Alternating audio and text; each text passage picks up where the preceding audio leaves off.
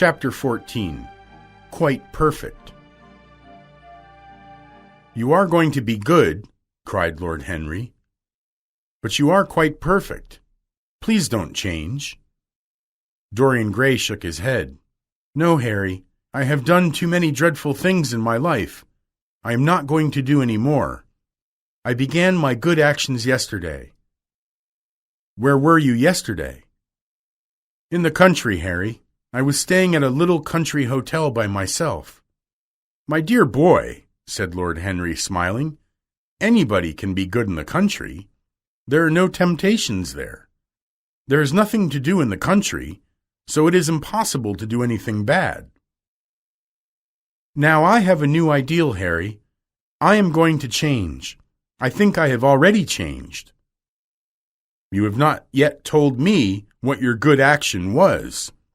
Or did you say you had done more than one?" asked Lord Henry. "I can tell you, Harry.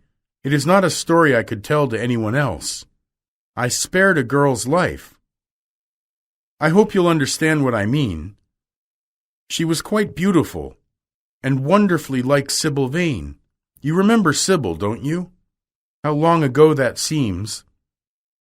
Well, Hetty was not one of our own class, of course. She was simply a girl in the village. But I really loved her. I am quite sure that I loved her.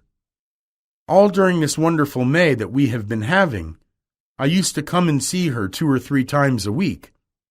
Yesterday she met me in a little apple garden. The apple blossoms were coming down on her hair, and she was laughing. We wanted to go away together this morning.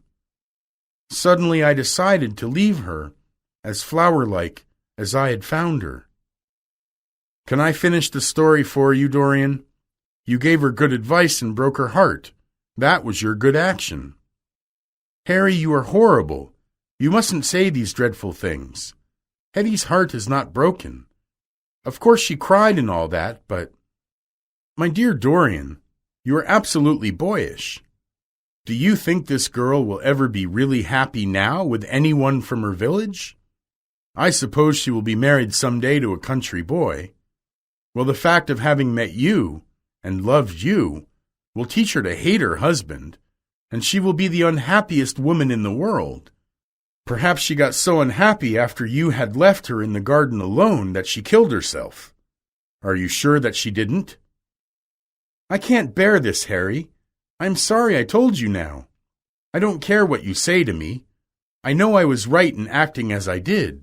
Poor Hetty. As I rode past the farm this morning, I saw her white face at the window.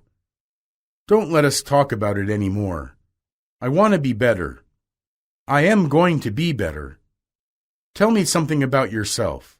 What is going on in town? I have not been to the club for days." "The people are still discussing Alan Campbell's suicide and poor Basil's disappearance.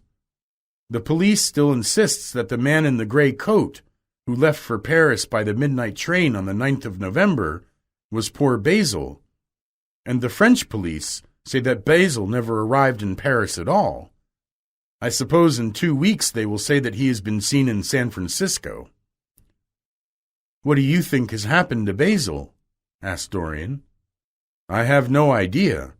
If Basil wants to hide himself, it is no business of mine. If he is dead, I don't want to think about him. Death is the only thing that ever terrifies me. I hate it." "Why?" said the younger man.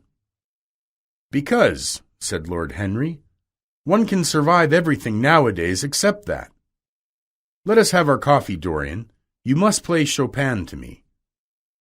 Dorian said nothing, but rose from the table, and passing into the next room, sat down to the piano. After the coffee had been brought in, he stopped playing, and looking at Lord Henry, said, "Harry, did it ever happen to you that Basil was murdered?" "Basil was very popular, and always wore a cheap watch. Why should he have been murdered? He was not clever enough to have enemies. Of course, he had a wonderful genius for painting, but Basil was really very dull. He only interested me once, and that was when he told me years ago about you." "I was very fond of Basil," said Dorian sadly. "What would you say, Harry, if I told you that I had murdered Basil?" Lord Henry smiled. "No, Dorian, murder wouldn't please you. You know different pleasures.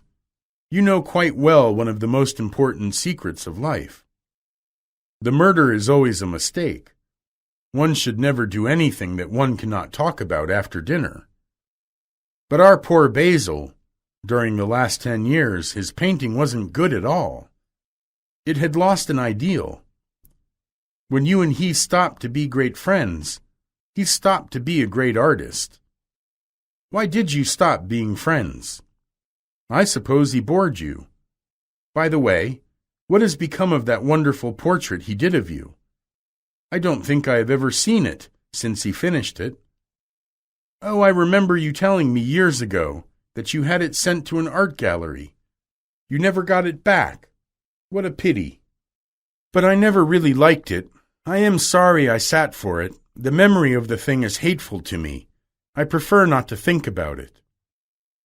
For 20 minutes the two men were silent. The elder man lay back in the chair and asked Dorian with half-closed eyes, "Why are you so serious? Play me something beautiful. And, as you play, tell me, in a low voice, how you have kept your youth. You must have some secret. I am only 10 years older than you are, and I am wrinkled and worn and yellow. You are really wonderful, Dorian. You have never looked more charming than you do tonight. You remind me of the day I saw you first. You have changed, of course, but not in appearance. I wish you would tell me your secret. To get back my youth, I would do anything in the world, except take exercise, get up early, or be respectable. Youth, there is nothing like it. Ah, Dorian, how happy you are. What a fantastic life you have had. Nothing has been hidden from you, and it has all been to you no more than the sound of music. It has not spoiled you. You are still the same." "I am not the same, Harry." "Yes, you are the same.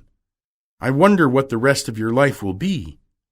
At present, you are a perfect type. You need not shake your head. You know you are. I am so glad that you have never done anything, not a statue, not a picture. Life has been your art." Dorian rose up from the piano and passed his hand through his hair. "Yes, I have had a wonderful life," he said, "but I am not going to have the same life, Harry.